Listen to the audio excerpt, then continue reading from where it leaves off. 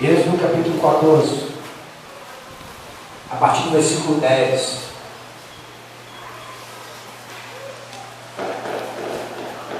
Amém? Amém. Quem achou, diga amém. Amém. Quem não achou, então, espera um pouquinho. Amém. Leiamos. E chegando Faraó aos filhos de Israel, levantaram seus olhos, e eis que os egípcios vinham atrás deles. E eis que temeram muito. Então os filhos de Israel clamaram ao Senhor e disseram a Moisés: não havia sepulcros no Egito para nos tirares de lá, para que morramos neste deserto? Por que nos fizeste isso, que nos tens tirado do Egito? Não é esta a palavra que te temos falado no Egito, dizendo: deixa-nos que sirvamos aos egípcios? Pois que é melhor nos fora servir aos egípcios do que morrermos no deserto. Moisés, porém, disse ao povo: não temais, estáis quietos, e vede o livramento do Senhor, que hoje vos fará. Porque aos egípcios que hoje vistes, nunca mais vereis para sempre. O Senhor pelejará por vós, e vos calareis. Versículo 15. Então disse o Senhor a Moisés: porque clamas a mim? Dize aos filhos de Israel que marchem. Amém? Amém. Glória a Deus. Senhor, nós louvamos e bendizemos o teu nome pelo que o Senhor já tem feito neste lugar, em nossas vidas, nesta noite. Ó Pai, obrigado pela tua palavra de poder, Pai, que o Senhor trouxe aos nossos corações nesse instante. E agora vem e fala poderosamente conosco. Em nome de Jesus, vem nos confrontar e liberar, Senhor, a tua bênção sobre nós. Em nome de Jesus. Amém? Amém. E amém. Amém? Vamos poder sentar. Glória a Deus. Amados, esse texto é interessante porque ele narra um momento de vitória, um momento de libertação. O povo de Israel tinha passado cerca de mais ou menos 430 anos de escravidão no Egito. Amém? Amém. E escravidão, os irmãos, têm pelo menos uma ideia, na verdade, de que a pessoa não tem direito a nada, nem mesmo a sua própria vida, porque aqueles que o oprimem, se quiser tirar a sua vida, tira. E nós vemos que depois de uma mão forte e poderosa de Deus agir através de Moisés e Arão naquele lugar, trazendo um transtorno. Os estudiosos dizem, os sábios falam que o Egito teve uma queda, porque o Egito naquela época era um poderio econômico, político e militar. E depois daquele impacto que Deus trouxe sobre o Egito caiu, foi transformado num país comum, digamos assim. Imagine só, porque Deus tinha já combinado com Moisés: olha, você fala com todo o povo para pedir vasilhas, de ouro, de prata, vestimentos, tudo. Vai pedindo, com antecedência. Já faz o pedido, E o que aconteceu depois da morte dos primogênitos, da 10ª praga? Faraó mandou, juntamente com o seu povo, expulsou, fala: sai, vai embora, porque não dá mais, foi o limite. E os estudiosos relatam que o Egito teve que, de uma certa forma, pagar toda a indenização trabalhista de cada hebreu durante o período que eles trabalharam, de 430 anos. Então você vê aí, foi uma fortuna, porque todo esse recurso que foi captado do Egito naquela saída deu para mantê-los durante todos os 40 anos que eles ficaram no deserto, porque no deserto não tem como plantar, não tem como colher, correto? E outra, eles tinham uma riqueza tão grande, adquiriram ali com aquela saída, que eles puderam contribuir para tabernáculo para a adoração ao Senhor. Então você imagina, de escravos, Deus tornou um povo livre e rico. Se Deus fez isso com o seu povo, quando eles finalmente resolveram clamar ao Senhor e se voltar inteiramente para Deus, imagina o que Ele pode fazer conosco nesse tempo. Amém. Mas diz a palavra que naquela trajetória até o Mar Vermelho, na sua rota de fuga, na sua saída, porque existia outro caminho mais curto, que segundo os estudiosos levariam uns 15 dias mais ou menos, pouca coisa mais. Só que eles teriam que passar ao norte, junto à terra dos filisteus, que eram povos de grande poder de guerra, povos valentes. Você vê, tira uma noção que naquela época já existiam gigantes dentre o povo filisteu. E como o povo de Israel era um povo que tinha acabado de sair do Egito, de um período de escravidão muito longo, estava ainda com a mente cauterizada, a mente de escravo, para se transformar numa mente de guerreiro, para conquistar uma terra já habitada, ele tinha que passar por um período de transformação muito longo. Não era 15 dias, não era o suficiente. 20 dias não era o suficiente, um ano não era o suficiente. Principalmente porque havia dentre eles muitos incrédulos, muitos daqueles que ainda titubeavam entre a fé em Deus e a fé em outros deuses. A sua fé humana, que muitas vezes, como a de Tomé, só acredito se eu ver.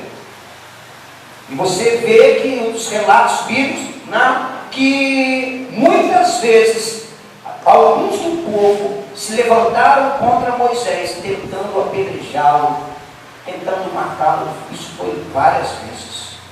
Várias. E o uso de Deus durante esses 40 anos foi intenso sobre aquele povo. Tanto é que depois Deus decretou que daquela geração que saiu do Egito, ninguém entrou na terra prometida. Somente daqueles de 20 anos para baixo e os que nasceram no Egito, no deserto durante aquele período. Que entraram. Daquela turma que saiu do Egito, somente Josué e Caleb entraram na terra prometida.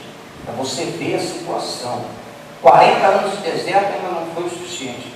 Mas você observa que quando o povo estava saindo, e naquela caminhada, rumo à terra prometida, eles tinham que passar ali pelo Mar Vermelho, que era outra rota, mas muito mais longa, passaria pelo deserto de Midian, e teriam que subir, aí viriam pelo leste, por isso que eles passaram o Rio Jordão.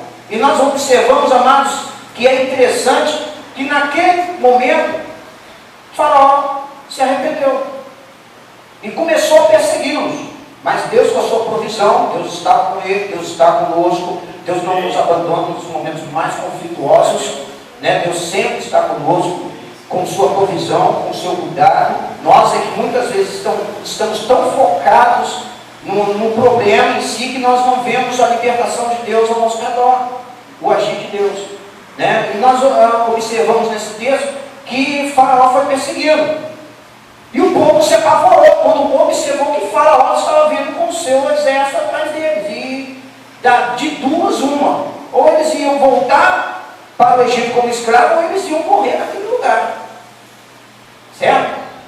E que Faraó não ia deixar eles seguirem com o seu plano de ir para Canaã. E nós observamos também, amados, que o povo clamou a Deus.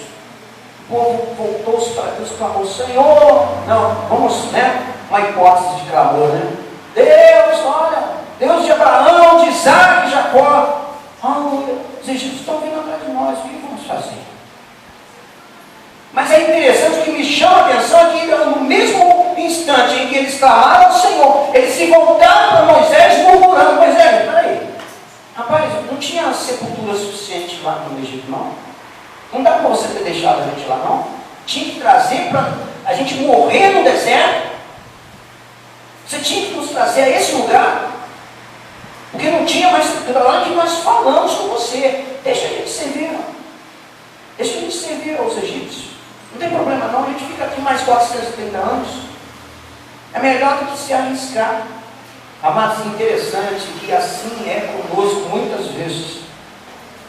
Ficamos com medo, com receio de dar passos à frente, debaixo da direção de Deus, passos de desafio, passos que vão nos levar à liberdade e à conquista, mas é de luta. São passos em que você tem que se posicionar, né, diante dos grandes gigantes, dos grandes inimigos, né, das grandes situações que nos envolvem, dia após dia. E nós observamos que o povo começou a murmurar, começou a reclamar, e a gente muitas vezes faz isso. A gente clama a Deus, mas as situações se apertam e a gente começa a duvidar. Clama por uma cura, a cura não vem no instante em que nós queremos, e a gente começa a duvidar, começa a questionar por quê, como virá. Não importa como virá, não importa quando virá, não importa quem virá. Você entende isso? Existem duas palavras no grego que definem tempo. Cronos, eu estava falando no domingo passado lá na igreja. Cronos, né, tem até um produto de uma marca famosa aí, né, para rejuvenescer, né, chamado Cronos, né, tem a ver com o tempo. A palavra Cronos define o tempo segundo a ótica humana. Como nós marcamos o tempo, 12 horas, 24 horas, uma semana, um mês, um ano, né? Agora existe a palavra Kairos, que define o tempo de Deus. Como a palavra de Deus diz que um dia para Deus é como 1000 anos, e 1000 anos como um dia. Então é totalmente diferente. E o momento do nosso milagre é justamente quando esses dois marcadores de tempo coincidem, se encontram. Amém? Amém? Eles acontecem. E quem sabe pode ser hoje. Aleluia! Você recebe isso em nome de Jesus? De repente pode ser isso. Já que o tempo de Deus é diferente do nosso, pode acontecer que nesse instante Deus já está coincidindo o tempo Kairos com o teu tempo Cronos. E aquele milagre pode estar acontecendo na sua vida mesmo sem você estar sabendo. Aleluia. Deus pode estar entrando com providência divina na tua casa nesse instante. Amados, o que nós queremos falar rapidamente é sobre mudança de mente. Eu tenho tratado muito isso na igreja. Porque para nós entendermos o agir de Deus, esses dois tempos para se casarem e o milagre acontecer, não é uma vez por semana, não é uma vez por ano, de 10 em 10 anos, mas quando nós começamos a ter a mente de Cristo, quando nós começamos a entender como Deus age e o tempo dele é para o nosso benefício, e com esse posicionamento, com essa mentalidade, nós trazemos à existência coisas que não existem. Mas peraí, pastor, eu sempre aprendi que Deus é que tem o poder de trazer à existência coisas que não existem. Sim, mas quem está em você? Porque Paulo relata lá em Efésios que o nosso Deus é poderoso para fazer infinitamente mais além do que pedimos ou pensamos, segundo o poder que em nós opera. Quando fomos criados por Deus, Deus falou lá em Gênesis: façamos ao homem segundo a nossa imagem, segundo a nossa semelhança. Meu querido, entenda bem, não é imagem externa, não é a aparência física, é o caráter. É a essência de Deus está em nós. Diga para quem está ao seu lado: a essência de Deus. Tudo que está em Deus está em você. Então, o poder que Deus colocou em nós é para trazer coisas à existência. Só que para agirmos dessa forma, precisamos mudar a nossa mentalidade e começarmos a entender o agir de Deus. Porque aí a gente vai tomar posse das promessas, da autoridade, da unção, de tudo que Deus coloca à nossa disposição. E as coisas que ora pareciam impossíveis para você, pareciam impossíveis aos teus olhos, elas vão parecer comuns agora. Aleluia! Vai se tornar um hábito. Você vai olhar e milagre acontecendo aqui. Você anda mais um pouco e milagre acontecendo ali. E Deus usando a tua vida. Não é acontecer milagre somente na tua vida, mas através da tua vida. Aleluia. Porque a Bíblia diz que nós somos luz e aquele temperinho, como é? Sal. Fazer diferença. Mas só faremos diferença realmente quando tivermos a mente de Cristo. E o povo ainda não tinha mente de escravo. Por isso oraram, mas murmuraram. O Senhor Jesus declarou lá em Marcos capítulo 11 que tudo que nós pedimos em oração, crendo que recebemos, teremos mente de Cristo. O povo, porque o povo orou a Deus, clamou a Deus diante de uma dificuldade, mas murmurou, porque não cria, clamou como, vou cumprir a minha obrigação, eu tenho que clamar a Deus, porque eu temo a Deus, mas vamos ver o que acontece. E assim muitos de nós fazemos nos dias de hoje. Nós não entramos no Santo dos Santos com a certeza, com a convicção que estamos saindo com a resposta. Não entramos na presença de Deus clamando por perdão, crendo na verdade que estamos saindo perdoados, lavados, remidos e transformados pelo Senhor. Por isso, muitas vezes, clamamos ao Senhor por perdão e saímos com o mesmo peso sobre as costas. Mente de Cristo. O povo começou a clamar, né? E depois murmurou e falou: Moisés, eu queria ficar lá no Egito. E muitas vezes a gente faz assim, ao invés de mudar, eu não quero mudar. Eu aprendi a ser assim, me ensinaram a ser dessa maneira, é a minha cultura, foi como eu fui criado, ensinado durante tantos anos. E Deus traz algo novo ao seu coração agora e você fica receoso e cria restrições quanto a mudanças. E por isso, muitas vezes você não alcança aquilo que Deus tem para você e para a sua família. O povo clamou: não, vamos ficar como um escravo. Porventura alguém aqui quer permanecer na situação que está de dificuldade? Porque com certeza, tanto eu quanto você passamos de dificuldades, passamos por lutas, dia após dia. Você está entendendo? Dia após dia, passando por dificuldades. Não esquenta a cabeça não, mano. Deus está no controle. Amém. Tá? Então, passamos dificuldades. Só que temos que entender isso. Deus está no controle. E quando nós compreendemos isso, as coisas começam a acontecer. Quando entendemos isso, nosso coração realmente descansa no Senhor. Não fica atribulado, abatido. Eu já fiquei muito assim, e com certeza, se não todos, pelo menos a maioria já ficou assim, diante de situações de dificuldade. Mas, com a graça de Deus, tenho entendido como Deus quer fazer e o que Ele quer fazer. E agora tenho aprendido a descansar no Senhor. Amém. Aleluia. Moisés chegou para o povo e falou: rapaz, peraí, não tem mais. Não tem mais. Descansa.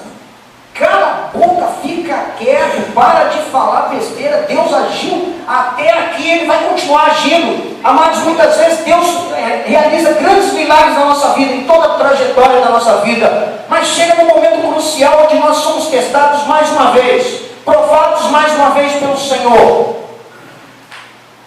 E a gente esquece de tudo que Deus já fez e começa a temer novamente. O mesmo Deus que agiu lá atrás na sua vida, Ele vai agir hoje e vai continuar agindo amanhã. É o mesmo Deus de ontem, hoje e eternamente. Ele não muda. Uma das características de Deus é que Ele é imutável. Ele não muda. Independente da situação, Ele não muda. Continua sendo Deus. E outro detalhe, mesmo que você não creia nele, Ele continua sendo Deus.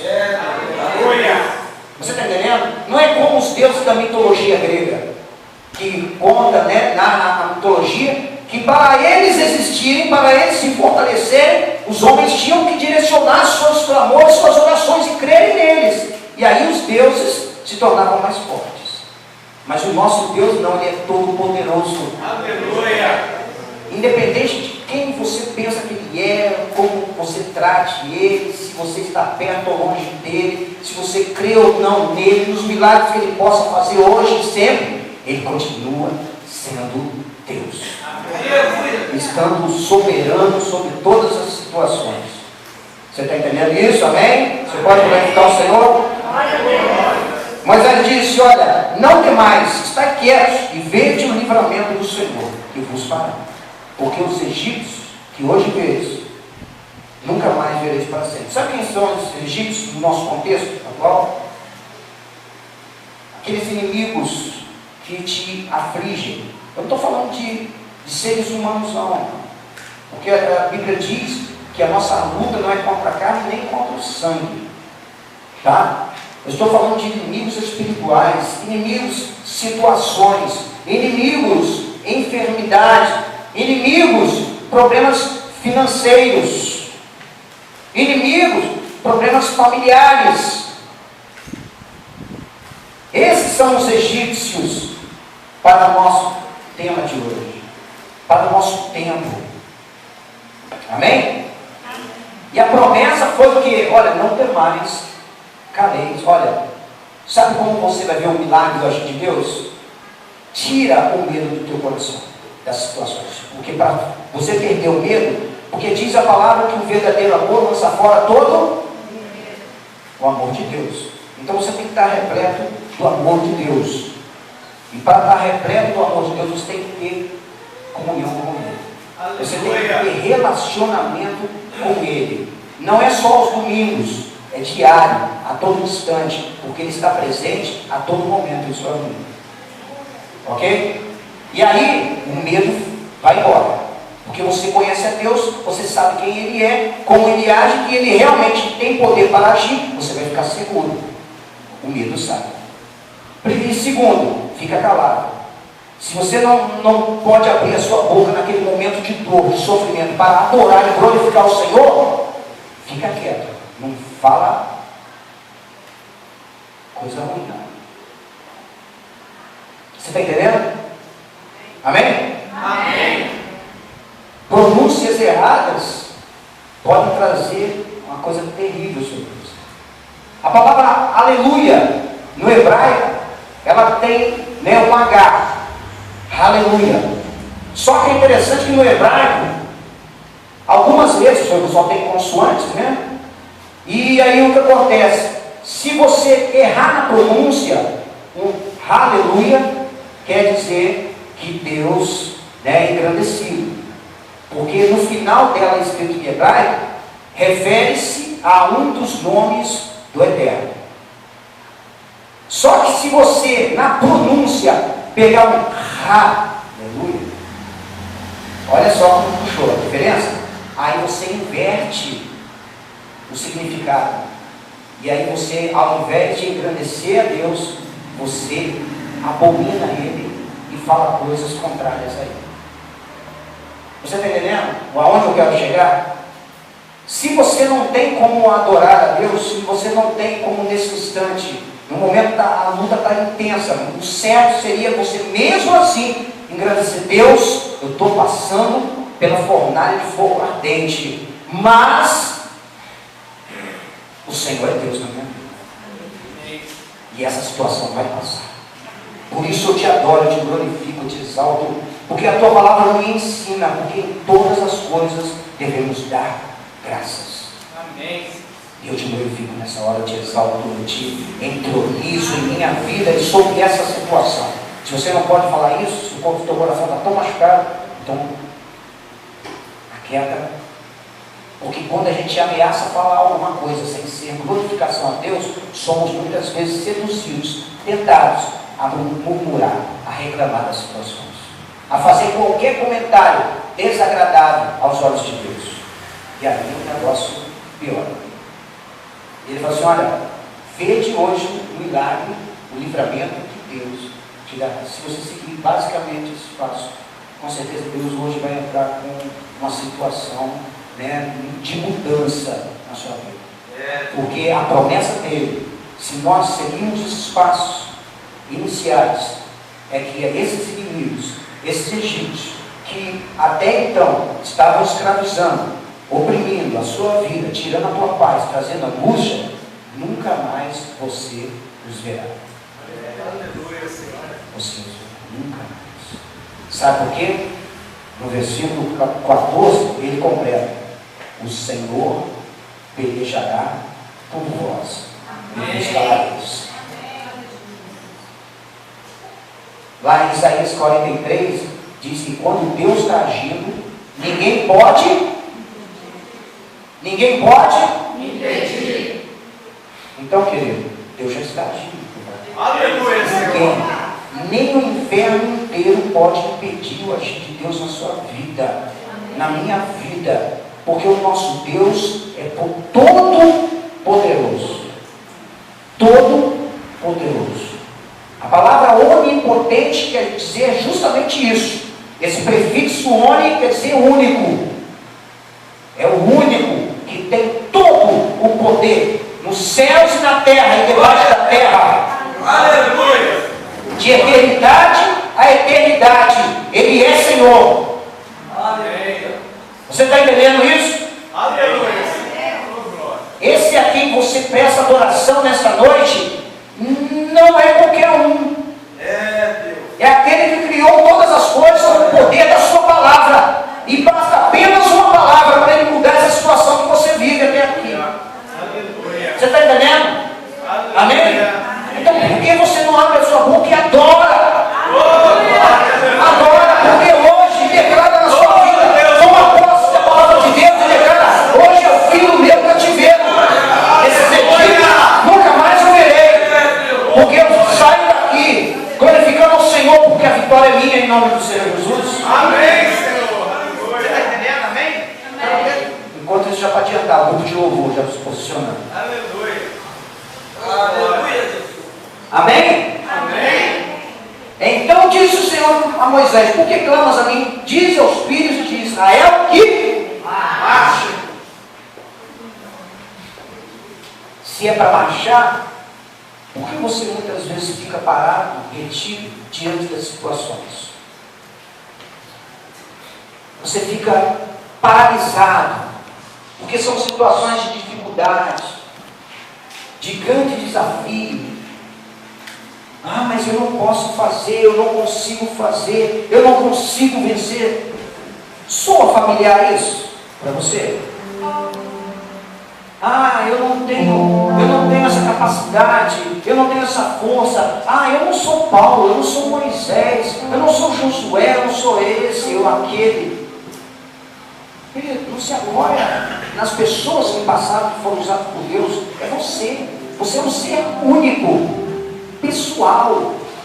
Deus te capacitou com grandes dons e talentos. Você tem a condição, porque a Bíblia diz que Deus não dá luta maior do que a que nós podemos suportar. Então aquilo que está vindo sobre a tua vida, Deus está no controle. Primeiro você tem que ter, Deus está no controle.